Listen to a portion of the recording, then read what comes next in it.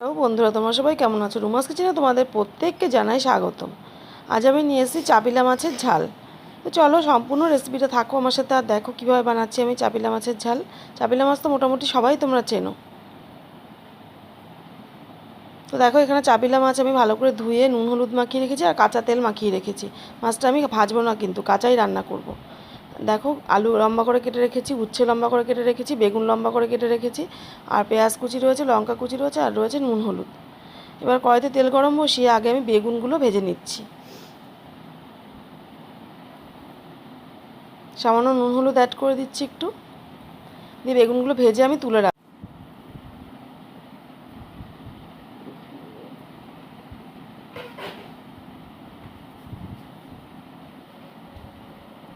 তো দেখো বেগুনগুলো ভাজা আমার হয়ে গেছে, এবার আমি তুলে নিচ্ছি বেগুনগুলো। এবার ওই তেলের ওপরে প্রথমে দিয়ে দিচ্ছি উচ্ছেটাকে মোটামুটি 2 মিনিটস ভেজে নিচ্ছি।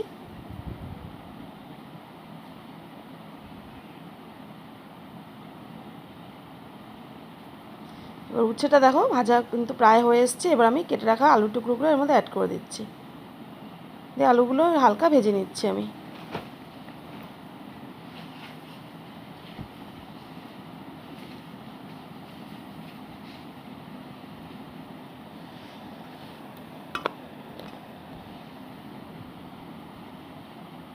তো দেখো আলুগুলো ভাজা আমার হয়ে গেছে, এবার আমি লঙ্কা পেঁয়াজ কুচিটা অ্যাড করে দিচ্ছি। এবার লঙ্কা কুচি আর পেঁয়াজ কুচিটাকে মোটামুটি 5 মিনিটস আমি ভেজে নিচ্ছি।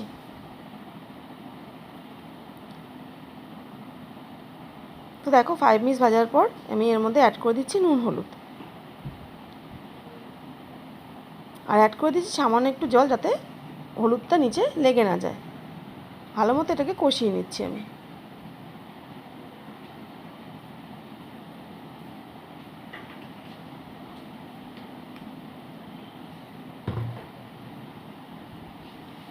তো দেখো কষানো প্রায় আমার হয়ে এসছে, মশলাটা কেমন লেগে ধরছে নিচে। এবার আমি জল অ্যাড করে দিচ্ছি আমি।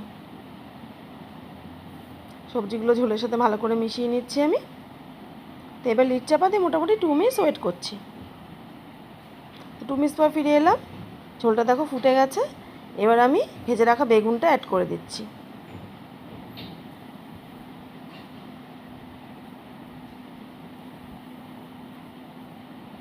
আর অ্যাড করে দিচ্ছি আমি নুন হলুদ আর কাঁচা তেল মাখানো মাছগুলোকে।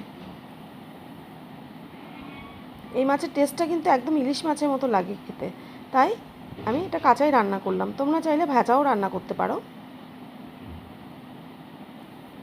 তবে এইভাবে কাঁচাভাবে রান্না করে খেয়ে দেখো, খুব সুন্দর লাগে খেতে। এবার মাছগুলোকে ঝোলের মধ্যে ভালো করে ডুবিয়ে দিচ্ছি আমি। আর মাছের গায়ে যে তেল হলুদটা ছিল সেটাও কিন্তু দিয়ে দিলাম আমি।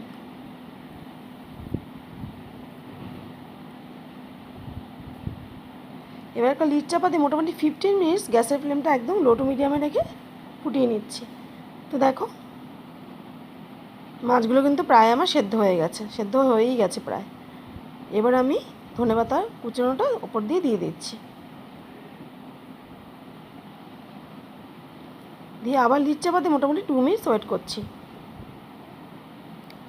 তো 2 মিনিটস পর ফিরে এলাম, রান্নাটা কিন্তু আমার হয়ে গেছে। এবার গ্যাসটা আমি অফ করে দেবো। তো তো তৈরি হয়ে গেল আমার চাপিলা মাছের ঝাল। সম্পূর্ণ রেসিপিটা তোমাদের কেমন লাগলো আমাকে কিন্তু কমেন্ট বক্সে অবশ্যই জানিও, আর অবশ্যই তোমরা এভাবে ট্রাই করো। আশা করছি তোমাদের কিন্তু ভালোই লাগবে।